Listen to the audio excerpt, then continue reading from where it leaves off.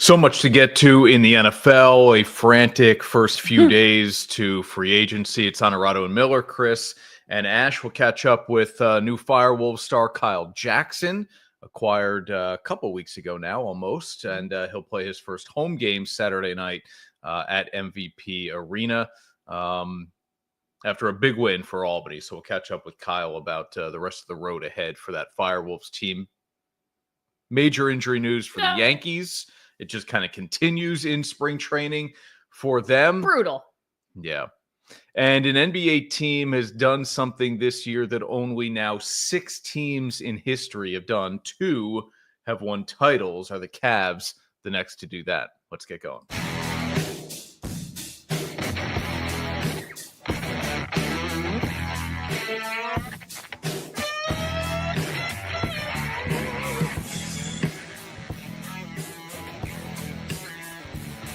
This is Onorato and Miller, sponsored by Albany Albany Bevs, Marcella's Performance Industrial, and Novice with us each and every single week here on Onorato and Miller. I have a question for you. All right. March 12th, as we record on a Wednesday. We're doing it live. This is live. Did you ever think you would not mention March Madness and the Open to a Show on March 12th? Have you ever been less invested? Are you not invested? Interesting. No, are you leading me in a direction, or are you generally inquisitive that I just didn't mention it there in the Open? Yeah, just wondering. I just didn't mention there in the Open because I forgot. Oh, okay. I just was wondering if you weren't interested. No, I'm very interested. Okay. I can't wait for the tournament to start. Selection Sunday is Sunday. I've probably the 16th, 6 o'clock. I feel feel like watched a lot of college. I feel like I have never known less about college basketball than I do this year.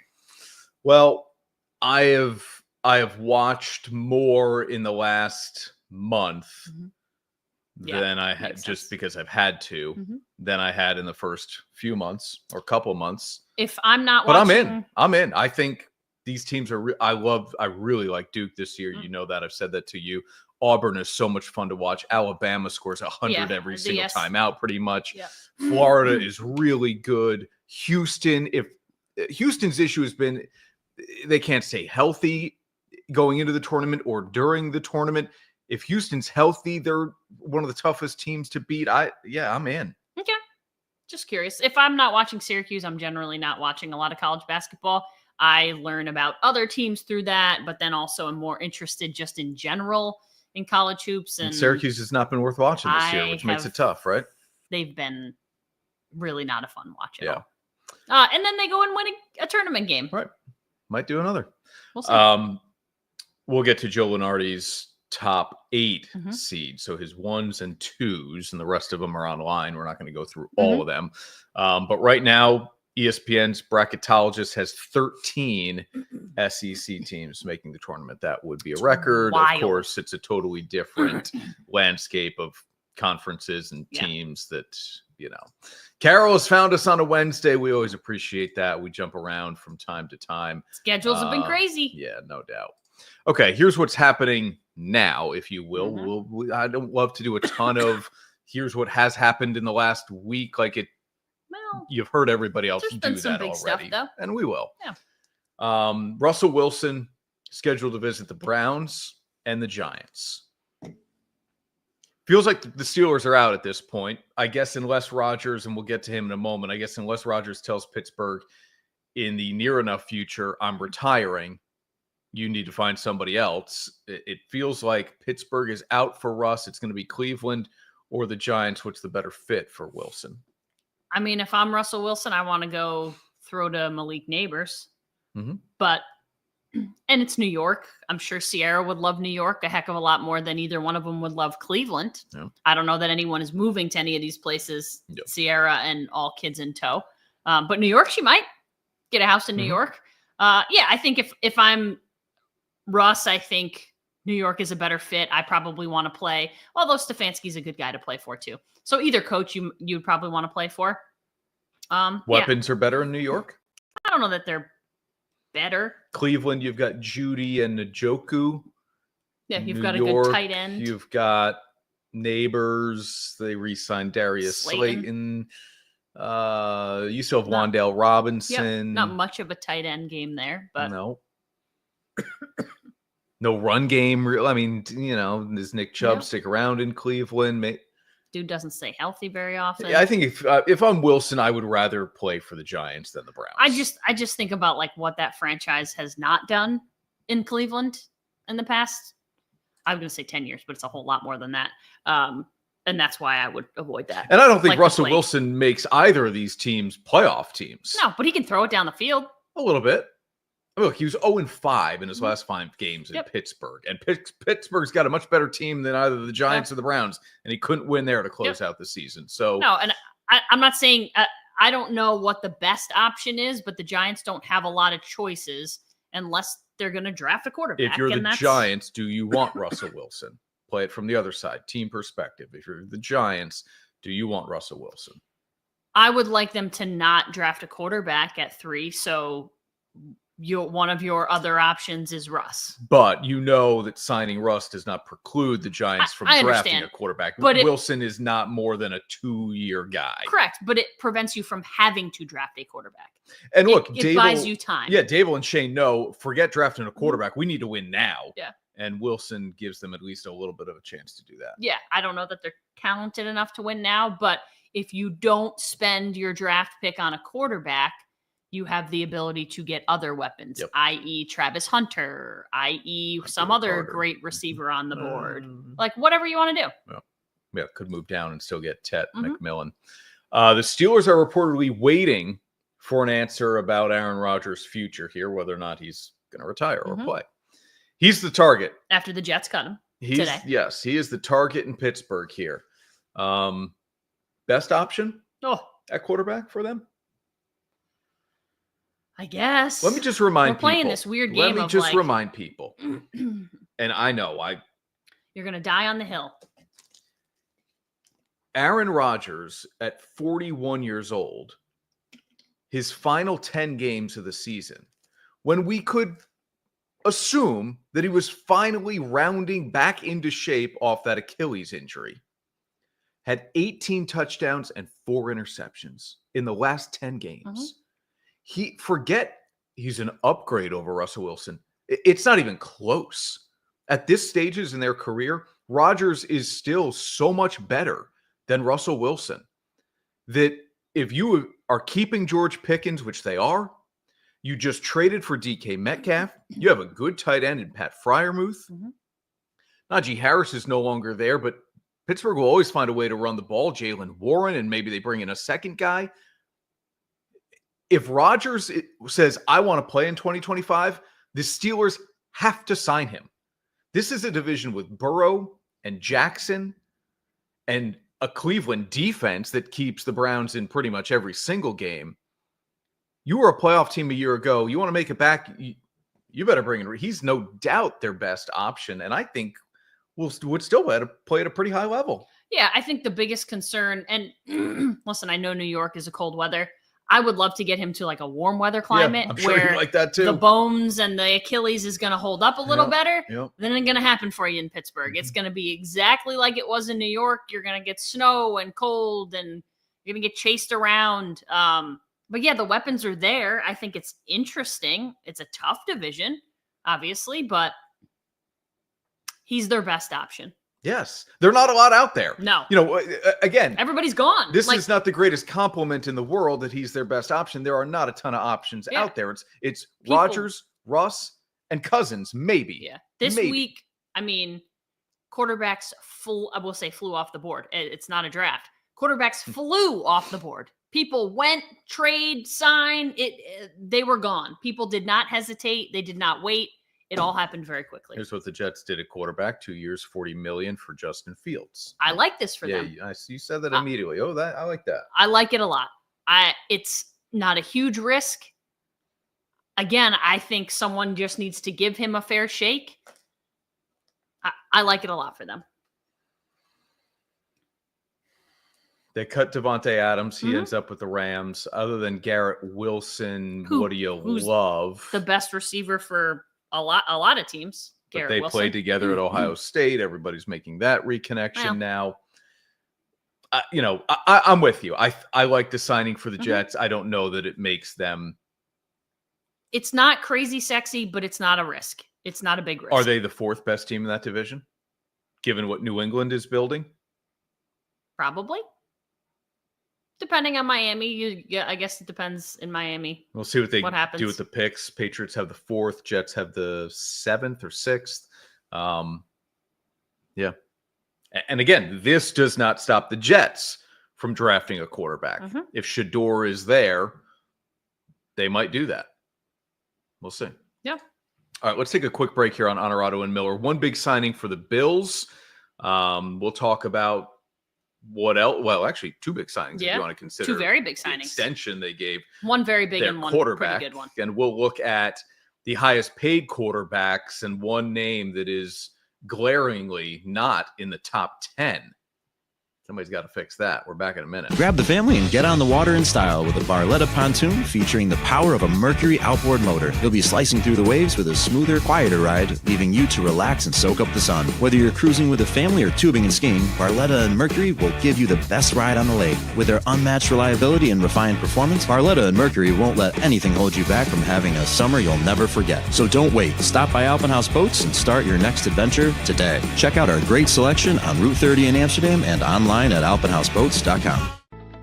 I'm Jeff Ukelek. I'm owner of Bevs, and we're a beverage center in upstate New York.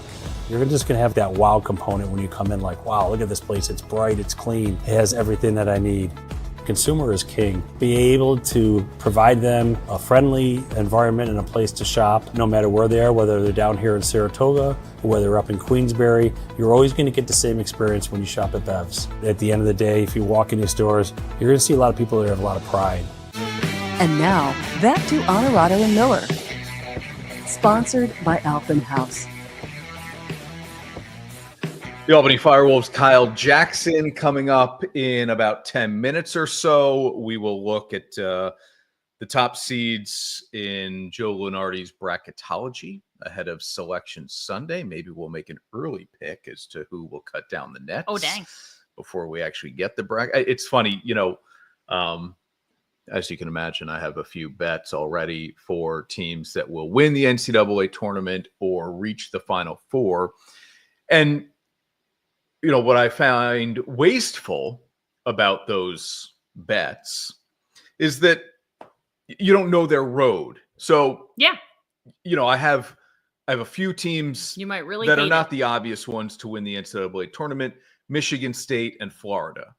Now, Florida, they both could end up 1 seeds, but you don't know who the 2 in that region is going to be, or who what so your road looks you like. have no idea. Are they going to be on the same side of the bracket as Auburn? And then This is how Vegas makes money. It is, but it's also how the people make money, because you're going to get longer odds, so an opportunity to win more money before. Right, the bracket is out, because once Vegas sees the bracket, okay, now I'm going to start reshuffling. Yeah, they get so adjusted. I guess that's why they call it betting. It's a risk.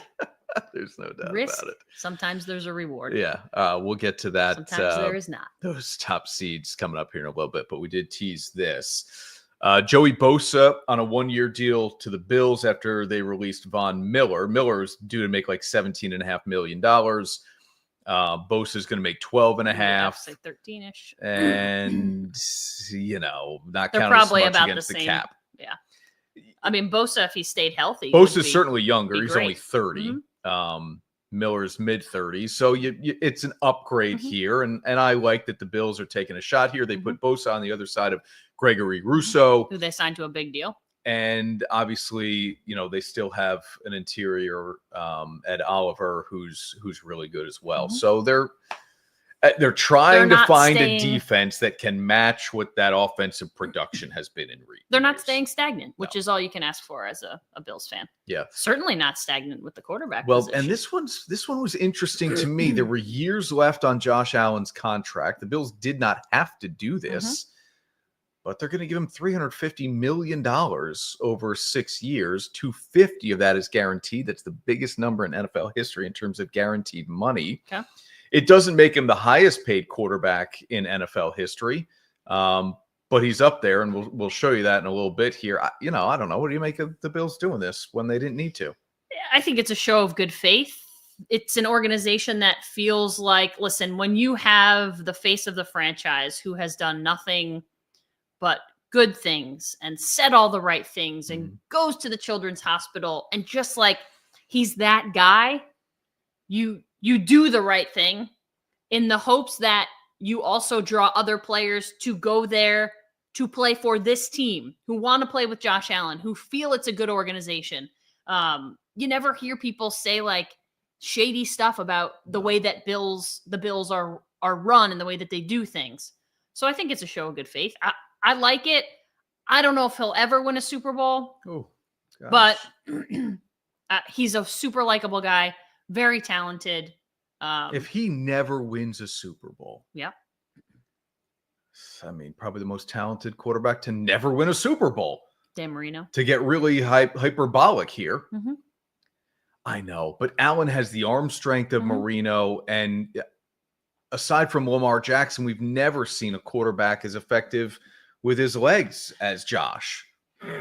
Yeah, I mean, we can get into the Joe Burrow conversation then too about who's more talented. Here's the thing: you're playing in a league that, and not to say that the league wasn't driven by quarterbacks back then when Dan Marino was playing, but not the way it is now. You've run into a guy like Patrick Mahomes and Lamar Jackson, and just the caliber of talent on the other side of the ball that you're running into is like, you could be a really good quarterback and just not be able to win. At some point, some of these guys will start to go away, but will it be soon enough? They're all almost the same age. Yeah, right. Yeah, no, I mean, Allen is going to have to deal with Mahomes for the rest of his career, or Burrow. Yeah. Maybe Herbert, Jackson. You're right. I mean, all these guys are lumped. Yeah, they're just sort of lumped together. Yeah. But I like it. You don't like it? Yeah, sure. I like it. Yeah. Okay. Yeah. Pay him now. Well, look, pay him now versus later. It's going to cost you a whole lot more later. This is what has cost the Cowboys time and time again, is that they continue to wait. They waited on Dak. They waited on CeeDee Lamb. They're waiting on Micah Parsons.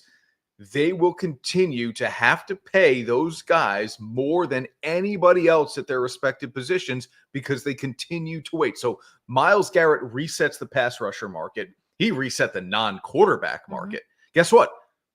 Parsons is going to want more than Myles Garrett. So Cowboys are going to have to pay him. They did the same thing happened with Dak. They had to make Dak the highest paid quarterback. They had to make CeeDee Lamb the highest paid receiver because they continued to wait until they were in a position where they had no choice, and the players knew that. So the Bills get ahead of it here and say, Josh, you've been great for us. You're only making $42 million a year. We want to reward you. We're not going to go to the top of the market, but we'll pay you more guaranteed money than anybody else. And maybe we find a happy medium here that it doesn't kill us year to year. Here's a look at the top 10 paid quarterbacks. Go ahead. So are the numbers not what that would be? Yeah. It's less than that. Okay. Just wondering. That is 350 divided by 6. Yeah. So it's whatever's left on his because of the extension, averaging things out. Yes, exactly. What I laugh about here is that how inefficient it just makes the Cowboys feel like they've fallen so far. The Dak deal happened how long ago? 2 years ago? The previous offseason. Right? So Love has signed since, and Allen have signed since, both for less money. I'm not going to call Jordan Love a better quarterback than Dak Prescott, even though I think he probably is. Josh Allen's certainly a better quarterback than Dak Prescott. Both signed for less money. Yeah. That contract looks stupid. Yeah. Stupid. Yeah. They were put in a desperate situation. The player knew that. Guess what? You're going to make me the highest paid guy at that position. Too bad. You've waited. Who is the one quarterback on this list you would not want to start the season with? For me, it's going to be Tua or Herbert. Tua because he can't stay healthy, and Herbert because he just hasn't achieved what people have said. Okay, I will roll with Herbert over Trevor at this point, but I'm with you. It's Tua or Trevor. Yeah, I'm on board with that too. So we would take now if you factor in the money, our easy answer is Dak, right? I mean, yes. That's the one player in that's contract you don't want. Yeah. On this list. Yeah, combining both. Yeah. If I'm talking, and honestly, even not combining them, like I'd probably take Herbert over Dak just to like try to roll the dice on a young guy who you're giving a chance. Yeah. But yeah. Who's not on this list? Knew you were going to ask that, and I'm racking my brain. Don't overthink it. Oh. I mean, Aaron Rodgers doesn't have a contract yet, if that's what you're thinking. But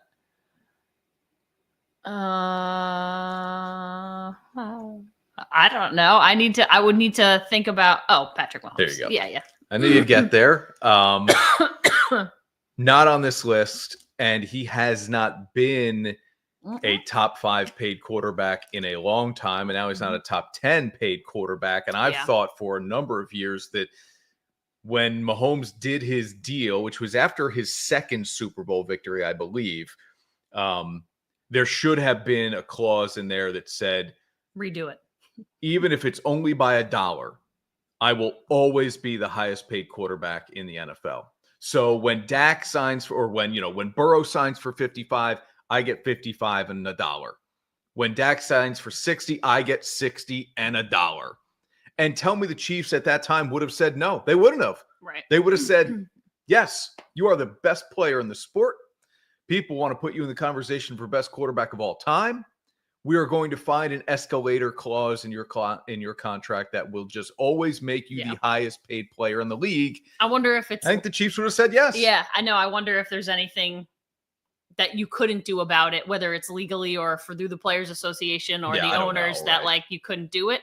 That'd be interesting.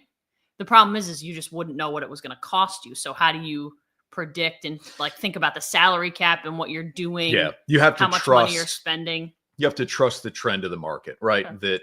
That this is where the quarterback market is headed, and they've got people in the front office who would certainly do that. The Dak contract would have thrown them like, oh boy, okay. But they still, if Mahomes today said, I'm holding out until I get more money than Dak Prescott, guess what? Tomorrow, the Chiefs are going to give him $61 million. You're right.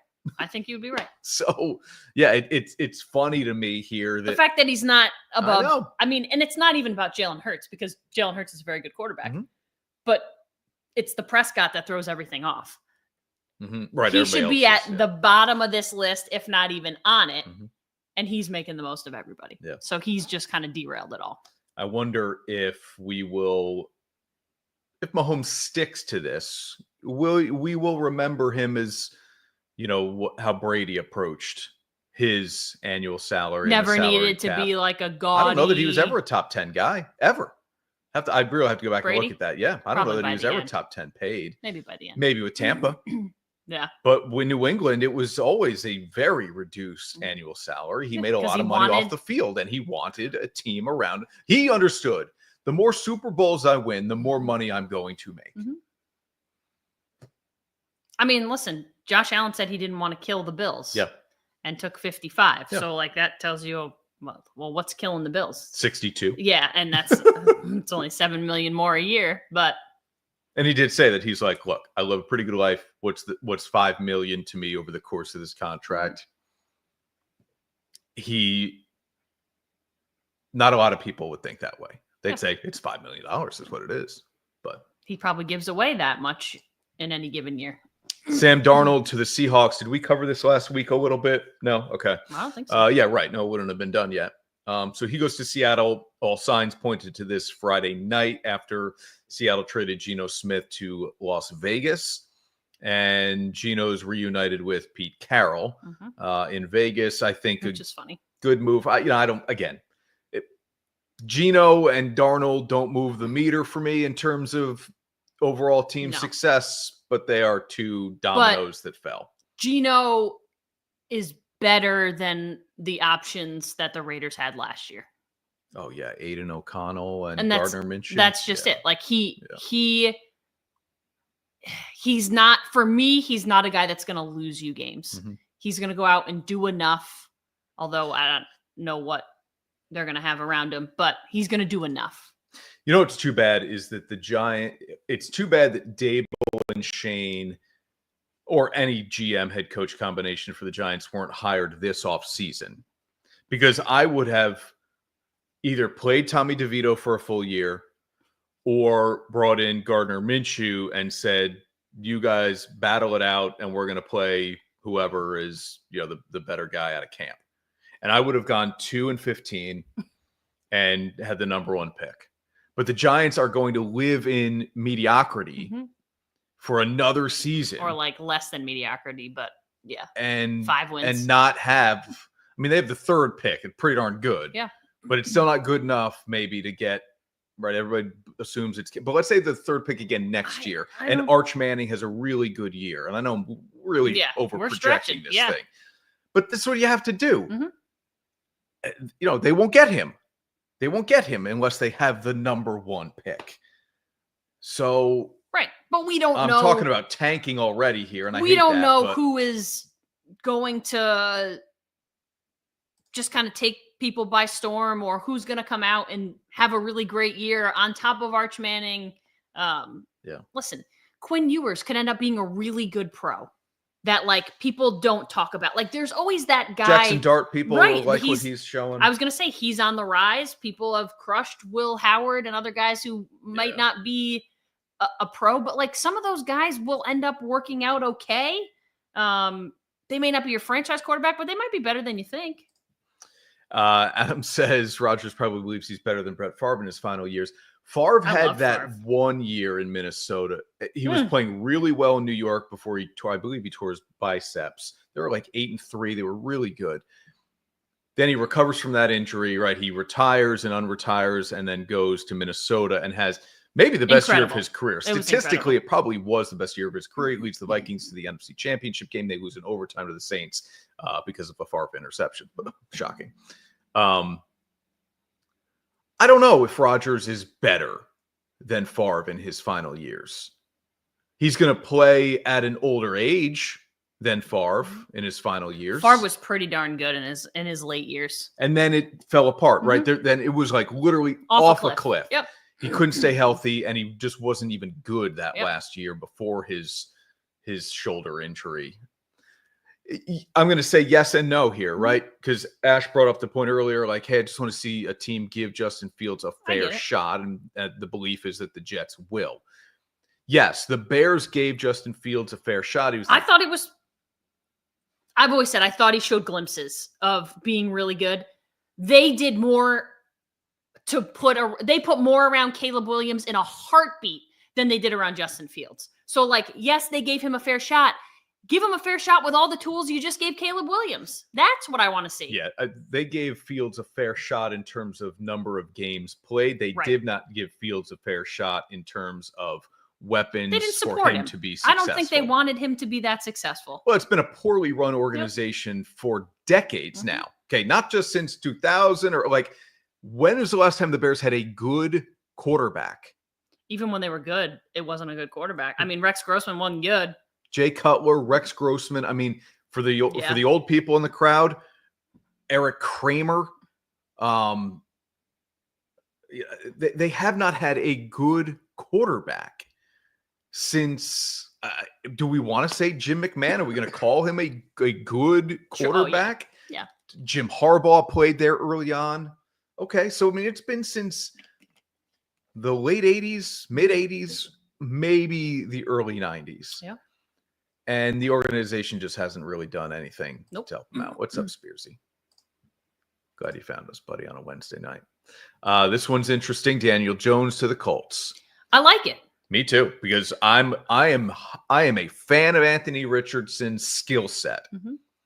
He should be this man-child of he should be Lamar Jackson, but bigger. He should be Josh Allen. He's got a huge arm. He's a big dude. He runs well. He would be difficult to bring down.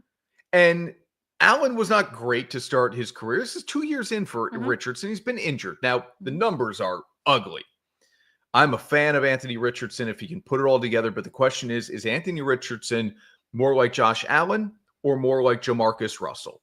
where he's got all the talent and tools in the world, and he's just never able to put it together. Russell had all kinds of issues off the field, but the Colts are saying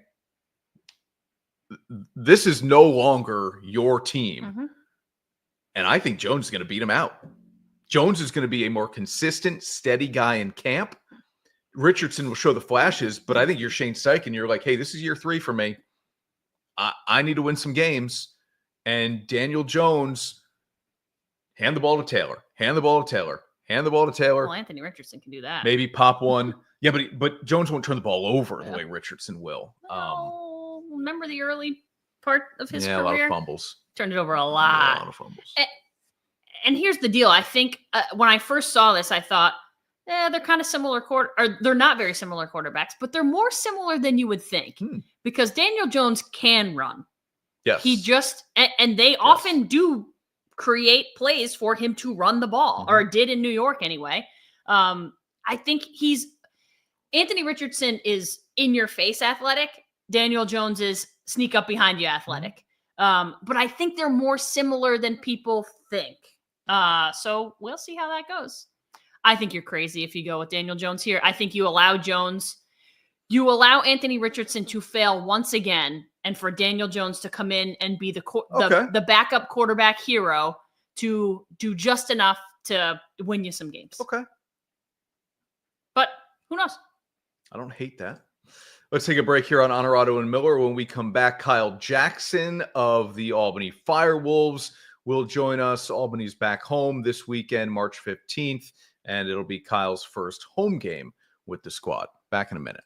And get on the water in style with a Barletta pontoon featuring the power of a Mercury outboard motor. You'll be slicing through the waves with a smoother, quieter ride, leaving you to relax and soak up the sun. Whether you're cruising with a family or tubing and skiing, Barletta and Mercury will give you the best ride on the lake. With their unmatched reliability and refined performance, Barletta and Mercury won't let anything hold you back from having a summer you'll never forget. So don't wait. Stop by Alpenhaus Boats and start your next adventure today. Check out our great selection on Route 30 in Amsterdam and online at alpenhausboats.com.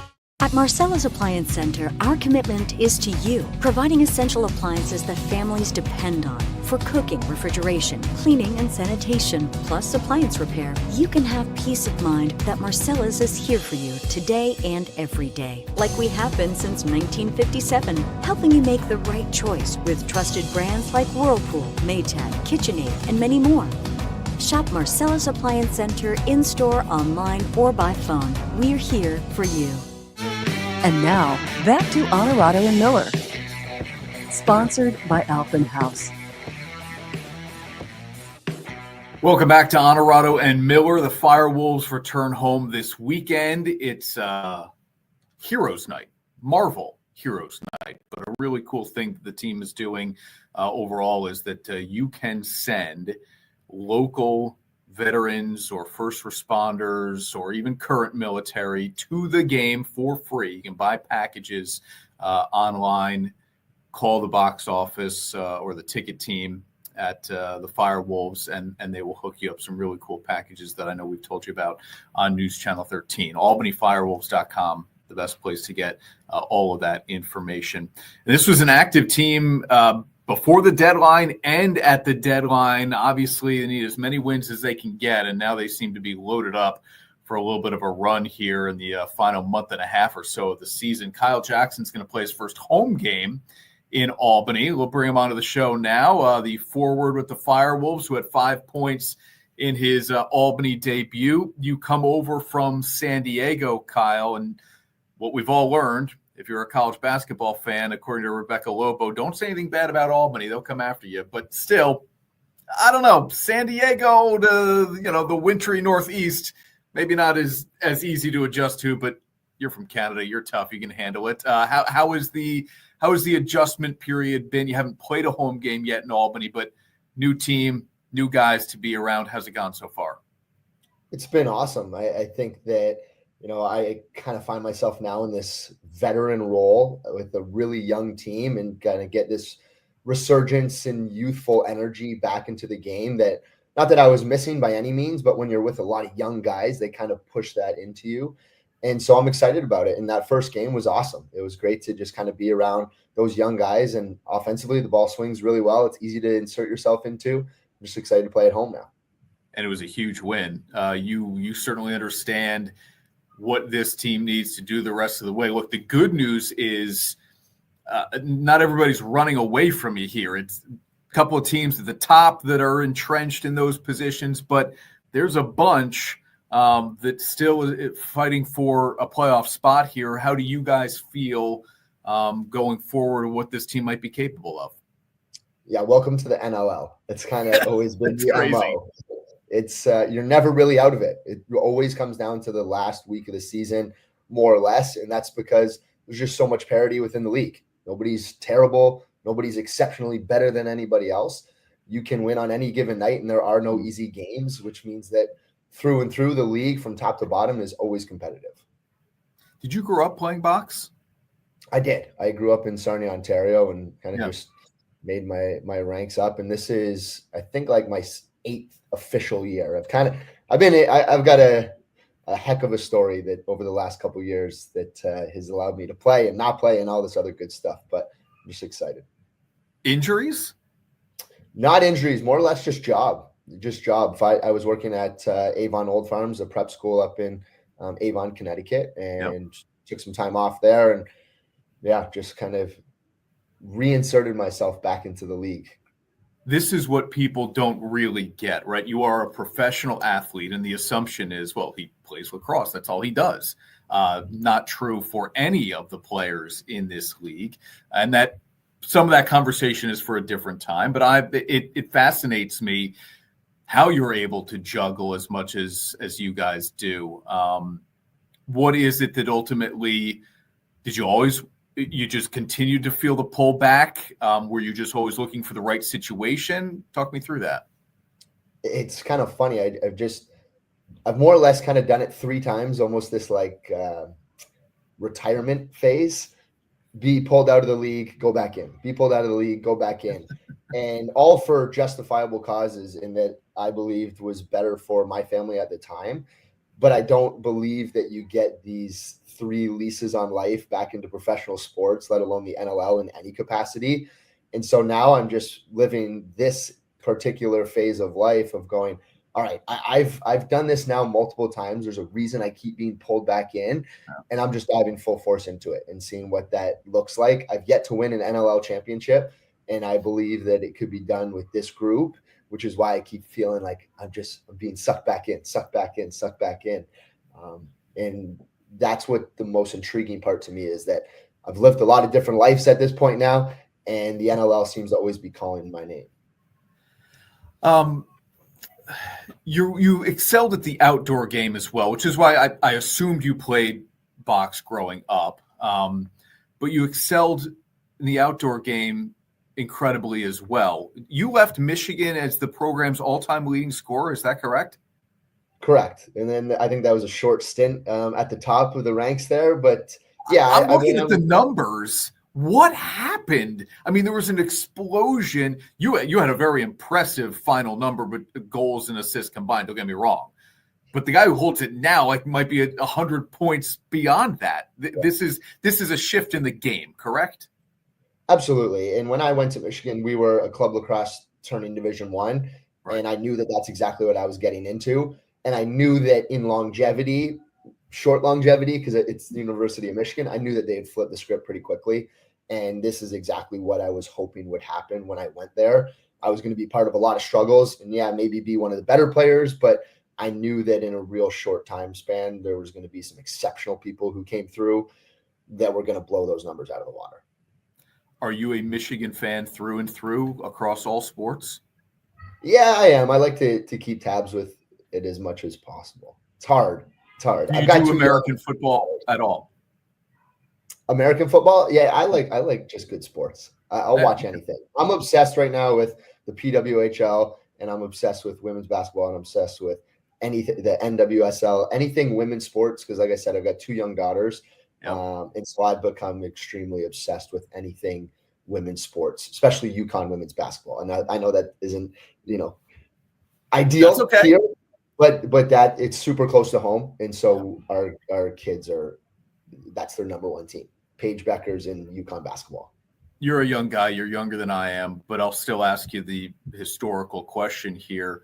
I don't know. I mean, did you ever think you'd see the day, right? Like the explosion of women's sports it's unreal. And it's so good. I don't care if you're male or female, if you can't find an appreciation for the skill level across all female leagues, I don't know, you're just not identifying what talent is, in my opinion. But it is so cool to see the growth and the attention that these sports and these athletes are now getting. You've got to love it as a dad of two girls. I think it's incredible. And like you said, if you don't understand that, then you just don't appreciate hard work, more or less, because they have to put in the same energy and effort that anybody else playing professional sports does. Yeah. And I just love the fact that when my daughters get older, they'll have an opportunity to be a part of something like I had at Michigan, knowing that, yeah, maybe it was like the groundwork and it wasn't exceptional, but in a couple of years, look where it's going to go and look what it's going to be. And as a father of girls, like that's what I'm the most excited about, is seeing the opportunity that, growing up within lacrosse, I've always lived on the side of, as we talked about very briefly, you always had to maybe do something else. Lacrosse is in an interesting position where like you can really just do professional lacrosse full time now.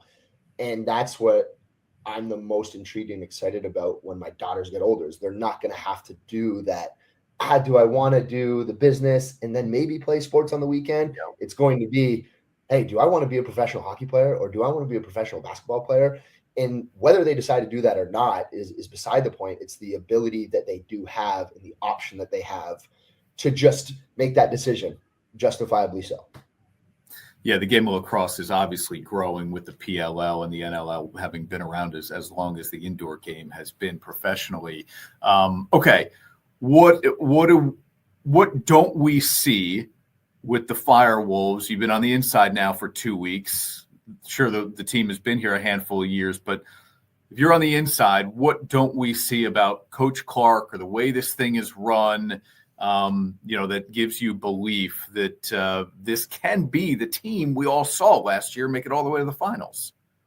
Yeah, I think all you're seeing right now is the youthfulness of the team and understanding that this league, from one year to the next, you could be at the top of the ranks and then you can be at the very depths of the bottom. And it doesn't mean that you're a bad team.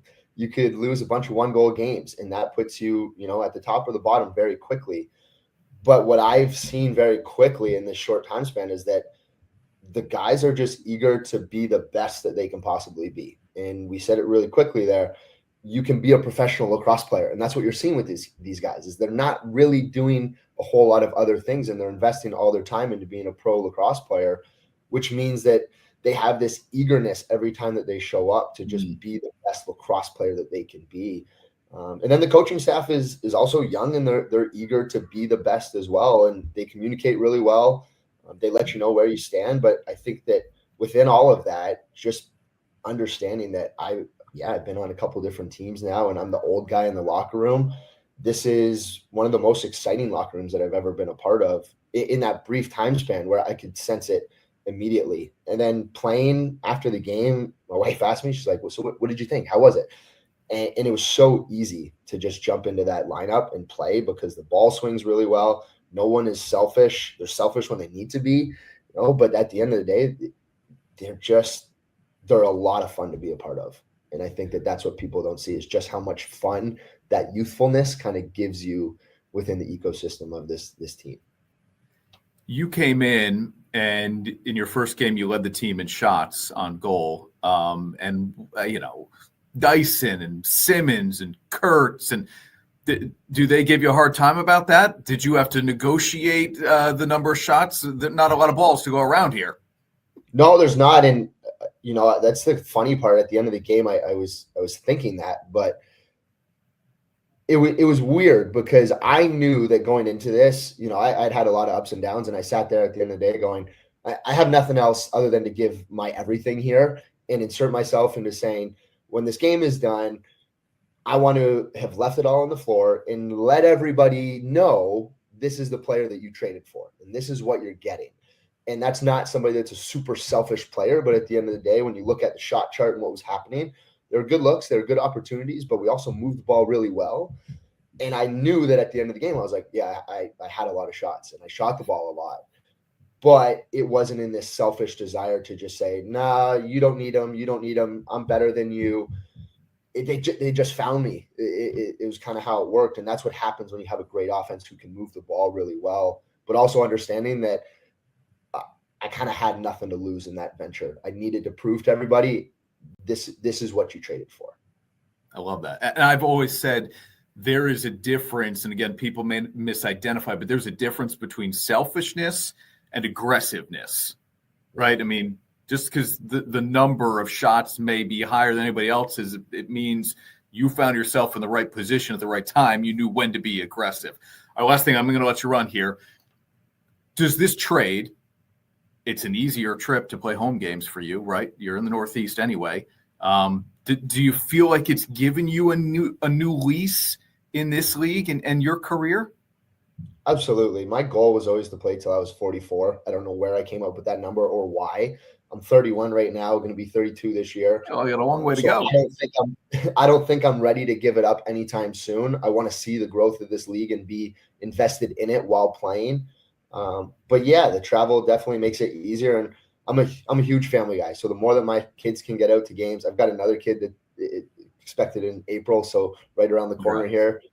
So the ability for them to just kind of come to games on the weekends and then go home and not have to travel across country, it's going to be a lot easier. But I just like how young the team is. Like that piece of it alone makes me excited, but also makes me want to be a part of this for the long haul. Like I'm not the guy that wants to jump around from team to team and, do one thing here, one thing there. I want to be a part of something great. I want to be a part of something for longevity. And I think that this is the right place to be. It's been great meeting you and chatting a little bit here, man. Officially welcome to Albany this weekend. You'll hear it from the fans, certainly at MVP Arena. Good luck this Saturday night. Awesome. Thank you so much. I appreciate it. It's March Mania at Elfin House, and we're offering slam dunk prices on top RVs. Right now, take home a Coachman Catalina for just $127 a month. That's an all-star deal for big-time adventure. Or step up your game with a Grand Design Reflection. Only $377 a month for championship-level comfort. But hurry, when the clock hits 0, these deals are gone. Visit Elfin House today and score big before March Mania ends. Elfin House RV, your total camping outfitter. I'm Jeff Uklick. I'm owner of Bevs, and we're a beverage center in upstate New York. You're just gonna have that wow component when you come in, like, wow, look at this place. It's bright, it's clean, it has everything that I need. Consumer is king. Be able to provide them a friendly environment and a place to shop, no matter where they are, whether they're down here in Saratoga or whether they're up in Queensbury. You're always going to get the same experience when you shop at Bevs. At the end of the day, if you walk in your stores, you're going to see a lot of people that have a lot of pride. And now, back to Onorato and Miller. Sponsored by Albany House. I'm back live now after that conversation with Kyle Jackson of the Albany FireWolves. Home game for the FireWolves this weekend, and they're all big at this point now. They are. For a team that needs to find its way into the playoff picture. Big log jam. All right. We got a few more things to do here. We want to look at the bracketology from Joe Lenardi. We've got injury news in Major League Baseball, but Big stuff. Let's just do this. And now, dirty, difficult, and done. Sponsored by Performance Industrial. Performance Industrial, Bill Miller, Karen Miller, Sean Wilcoxon. There's never a job that's too dirty or too difficult for them to get it done. Tough today. I was glitching. No. It's like that commercial with Tom Brady. He needs a battery. Yeah, exactly. I could use one of those.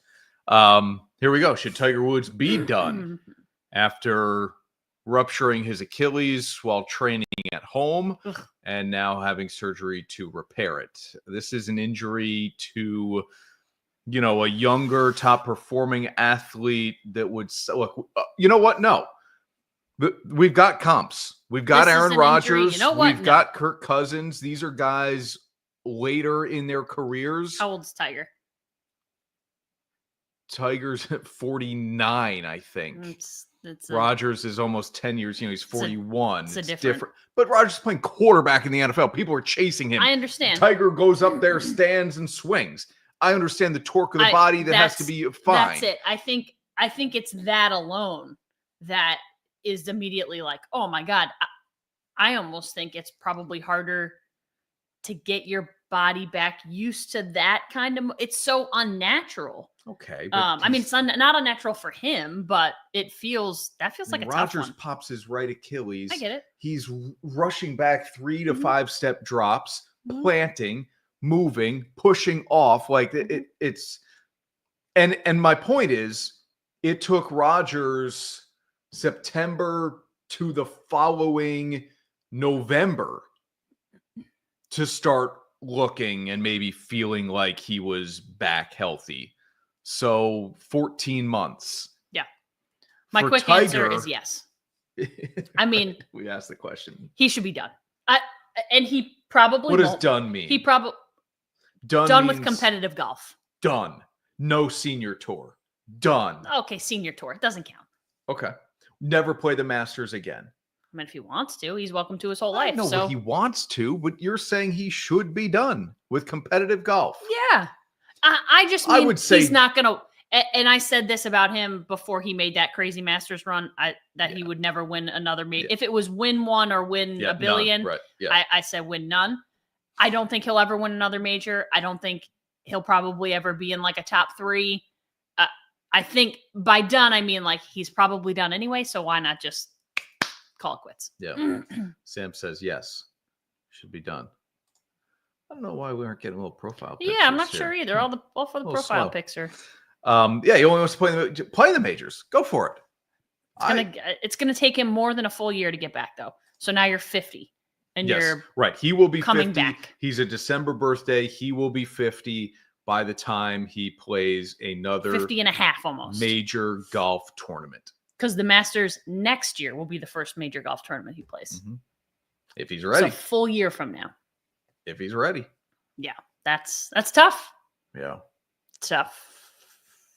And I didn't think he would win another major, but I would have liked to have seen him healthy back at Augusta. Mm-hmm. I agree with Sam. I don't think he's ever going to play on the senior tour. Maybe not. My guess is he'll go watch his kids play. Yep. He'll watch Charlie compete in college. My guess is he's going to play in college. He'll watch Charlie compete in college and then follow him around playing golf for probably his life, because that's what he'll probably try to do. Whether or not he's good enough to make a tour someday, who knows? Yeah. Okay. I will take another quick break here on Onorato and Miller. When we come back, injury news with the Yankees, and the NCAA tournament is fast approaching. Selection Sunday. Back in 45. I'm Jeff Ukelek. I'm owner of Bevs, and we're a beverage center in upstate New York. You're just going to have that wow component when you come in, like, wow, look at this place. It's bright, it's clean, it has everything that I need. Consumer is king. Be able to provide them a friendly environment and a place to shop, no matter where they are, whether they're down here in Saratoga or whether they're up in Queensbury. You're always going to get the same experience when you shop at Bevs. At the end of the day, if you walk in these stores, you're going to see a lot of people that have a lot of pride. The great thing about Novice is no matter who you are, they're going to put all the detail in the world into your brand. I feel like they have been a big part of my success, making me feel comfortable. This is Harrison Butker, Super Bowl champion kicker for the Kansas City Chiefs. Claim your crown. And now, back to Onorato and Miller. Sponsored by Alphen House.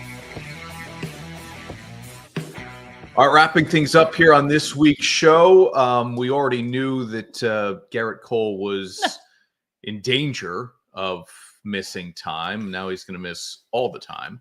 All the time. Out for the season. As much time as Tiger surgery, if not more. And Giancarlo Stanton's a question mark. Luis Heel is already sidelined. This is a team that obviously went to the World Series last year. They were the favorites to win the AL this year. Certainly the AL East, as competitive as that division is. Not anymore. And now what do you make of this team? It's over. Here's what you say now. Well, I don't know. Here's what you say about this team. Good thing they signed Max Fried. Max Fried's going to have to be last year's Chris Sale. Yeah. And we talked about their pitching depth and how good it was. Mm-hmm. But That was with Cole and Heel. And I said when Heel went down, I'm like, this happens to one more, and you're quickly without all kinds of pitching depth. Well, not only did it happen to one more, it happened to your best pitcher. Yeah. And your number one. All right, well, he's gone. So you've got pitchers.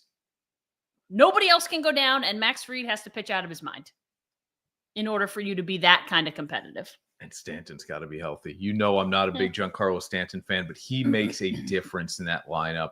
He's going to hit 25 or more home runs every single year. And if he plays enough, he's going to hit 30 and 35 or more home runs every single year. He's got to be healthy. But he's talking about injuries in both of his elbows. I don't know. And you know, I'm not a Yankees fan. I still like what this is disappointing. Bellinger, Goldschmidt. Yeah. Yes, you don't have your ace. So now, realistically, what does that look like? And can you give it a fair judgment without, if we play for a long term without Luis Heel, then you have two of your top pitchers? Like, I don't know. Before we get to the college hoops, let's just acknowledge what the Cavaliers have done here. Two separate 15-game winning streaks this season. They're the sixth team to do it in NBA history. Mm-hmm. Two of those previous five won the NBA championship. It was a Bucks team with Kareem and a Lakers team with Kobe and Shaq. I don't think the Cavs are going to win it all, but crazier things have happened. Man, it's impressive what they've been able to do here. No doubt. Absolutely. If you walk down the street and said, can you name two Cleveland Cavaliers players? Oh. I bet most people couldn't get past Donovan Mitchell. Yeah, I was going to say probably true. Max Strus.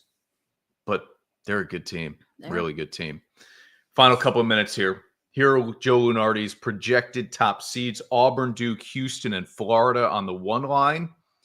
Michigan State, Tennessee, Alabama, Texas Tech. I am stumping right now for the Spartans to be a 1 seed. Okay. The Big Ten regular season champs. If they win the Big Ten tournament, they better be a 1 seed. I would think that would feels like Auburn, Duke, and Houston are already ones almost no matter what happens. Okay. Florida might have to make a little bit of a deep run in the SEC tournament. If you're one of those SEC teams, forget making a run in the SEC. I would almost not want to. Take the break. Yeah. And not so win a game or two, but win 2 games. So you're not whatever. But I don't want to play 5 games or they won't play 5. You get double buys. The conference is so big now that. Well, you still have to win 3, right? Yeah. At least. Yep. I'd be like, no thanks. I'm good. Take the time off. That conference tournament might as well be might be as fun as the NCAA tournament. That conference is so deep, and I just don't see the benefit unless you're a team that's on the outside looking in. I don't see the benefit of winning it. If I gave you 2 options, I'll give you the SEC or the field. What are you taking in terms of a national champion? Probably the SEC, because I think the only other team, and I don't know that I would take it, would be Duke. I don't know that I would take Duke over the SEC as an entire conference. Yeah. I do like Houston and Michigan State, but you're right. There's you're talking 13 teams maybe getting in from the SEC. Like you take the value there that one of those 13 is going to win it all.